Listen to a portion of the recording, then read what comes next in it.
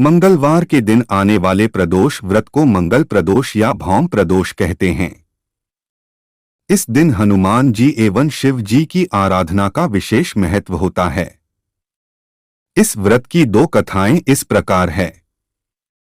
पहली कथा स्कंद पुराण में वर्णित कथा के अनुसार प्राचीन काल में एक विधवा ब्राह्मणी अपने पुत्र को लेकर भिक्षा लेने जाती थी और संध्या को लौटती थी।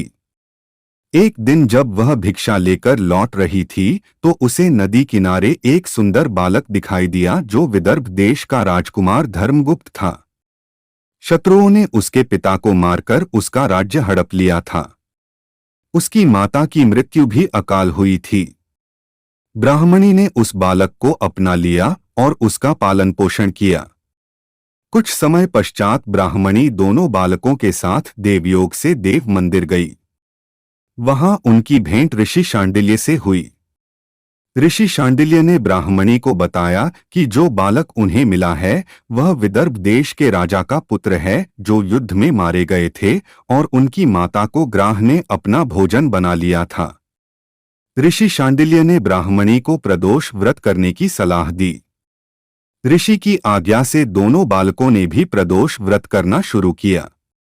एक दिन दोनों बालक वन में घूम रहे थे, तभी उन्हें कुछ गंधर्व कन्याएं नजर आई। ब्राह्मण बालक तो घर लौट आया किंतु राजकुमार धर्मगुप्त अंशुमती नाम की गंधर्व कन्या से बात करने लगे। गंधर्व कन्या और राजकुमार एक दूसरे पर मोहित हो गए। कन्या ने विवाह हेतु राजकुमार को अपने पिता से मिलवाने के लिए बुलाया। दूसरे दिन जब वह पुनः गंधर्व कन्या से मिलने आया तो गंधर्व कन्या के पिता ने बताया कि वह विदर्भ देश का राजकुमार है। भगवान शिव की आज्ञा से गंधर्वराज ने अपनी पुत्री का विवाह राजकुमार धर्मगुप्त से कराया। इसके बाद राजकुमार धर्मगुप्त ने गंधर्व सेना की सहायता से विदर्भ देश पर पुनः आधिपत्य प्राप्त किया। यह सब ब्राह्मणी और राजकुमार धर्मगुप्त के प्रदोष व्रत करने का फल था। स्कंद पुराण के अनुसार जो भक्त प्रदोष व्रत के दिन शिव पूजा के बाद एकाग्र होकर प्रदोष व्रत कथा सुनता या पढ़ता है उसे 100 जन्मों तक कभी दरिद्रता नहीं होती है। पहली कथा समाप्त हुई। बोली बजरंग बली की जय। जय भोलेनाथ की। दूसरी कथा इस प्रकार से है। एक नगर में एक वृद्धा रहती थी। उसका एक ही पुत्र था। वृद्धा की हनुमान जी पर गहरी आस्था थी।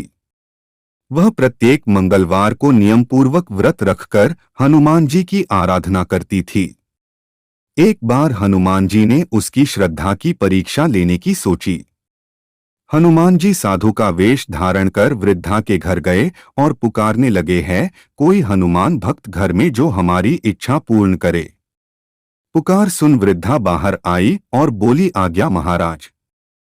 हनुमान वेशधारी साधु के रूप में बोले, मैं भूखा हूं, भोजन करूंगा, तू थोड़ी जमीन लीप दे। वृद्धा दुविधा में पड़ गई। अंततः हाथ जोड़कर बोली, महाराज, लीपने और मिट्टी खोदने के अतिरिक्त आप कोई दूसरी आज्ञा दें, मैं अवश्य पूर्ण करूंगी। साधु ने 3 बार प्रतिज्ञा कराने के बाद कहा, तू अपने बेटे को बुला, मैं उसकी पीठ पर आग जलाकर भोजन बनाऊंगा।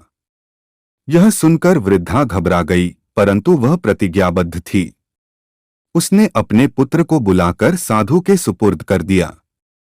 वेशधारी साधु हनुमान जी ने वृद्धा के हाथों से ही उसके पुत्र को पेट के बल लिटवाया और उसकी पीठ पर आग जलवाई। आग जलाकर दुखी मन से वृद्धा अपने घर के अंदर चली गई। इधर भोजन बनाकर साधु घर में ले आए और वृद्धा को कहा कि तुम अपने पुत्र को पुकारो ताकि वह भी आकर भोग लगा ले।